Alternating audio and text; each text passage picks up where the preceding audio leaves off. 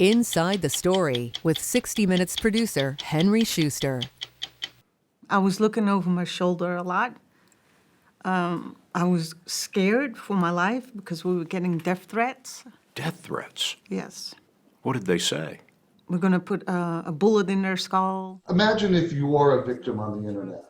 Imagine if you are Matt and Matya Benassi, two people who suddenly discovered that there were conspiracy theorists who said that Matya Benassi was patient zero, that she had brought coronavirus first to China and then to the United States, and that her husband Matt was involved in all this. They posted our address, where we live. You were taking all that seriously. Yes. Once my address was posted, that was it for me. They go to the State Department because, of course, China's gotten involved. They go to the FBI, they go to their local police, but federal and state law enforcement, they don't really have any answers because the law is not written that way. Even though we were receiving death threats, they didn't say, we're coming to the Benassis to kill them tonight. And they want something that they can act on right away. They need a crime to have been committed. That's correct. And you're trying to prevent a crime from being committed. Absolutely. Did you hire a lawyer? Probably in the first week, I talked to a local lawyer. But you quickly realize there's not much that they can actually do. Even if we won a defamation case, right, it would cost us probably more money than we can even get out of him. What are the protections that someone has if they're targeted on the internet? There is very little that you can do, actually. And even when you try to do something, most of the time it gets ignored. Nothing gets done. Now, imagine you're Lenny Posner.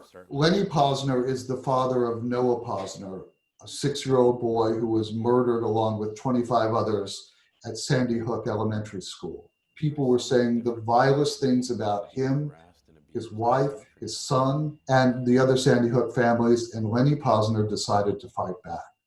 As we're sitting here, you're wearing an elaborate disguise, and I wonder why you think that's necessary. Well, there are a number of reasons why death threats have been made against me, and a woman has gone to prison.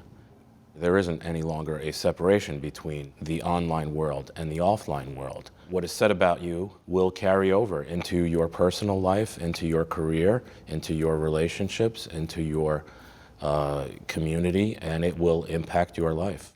It's really hard to put a stop to this for a lot of reasons. You're taking on the internet. You're taking on the worst corners of the internet. And suddenly you're getting death threats. What are we about to hear? These were voicemails that were left by the woman who was sentenced to federal prison. You're going to die. Death is coming to you real soon, mother. How do you account for that kind of hate? I have no explanation for what compelled her to have that much hate and then direct it at someone who lost a child. He was able to go to the FBI, and he was able to get charges brought against Lucy Richard, and she went to federal prison for 5 months. But she was the exception. She's not the rule. The dozens of people who've harassed him, the other people who've threatened him, none of them have paid much of a price, if any price at all, because that's not the way it works. The law is really ill-equipped in the cyber age to deal with cyber harassment. And what is this? This is a TransUnion TLO comprehensive background check. Doxing, if you're not familiar with it, is when your most personal information, your address, your credit reports, get revealed on the internet. And it's just one more way that people who troll you can harass you. Part of the way that they stalk me is they get investigators to pull involved background checks on me. We've blurred all this out, but it includes your name, your date of birth. Is this actually your Social Security number? That is my Social Security number, yes. It then lists every place that I have lived, including photographs of apartments that I've lived in, going back, I think, 20 years. Anonymity is a feature of the internet that makes fighting back so difficult. Sometimes you can trace it, sometimes you can't, but that's yet another way in which cyber crimes and cyber harassment are so difficult to fight.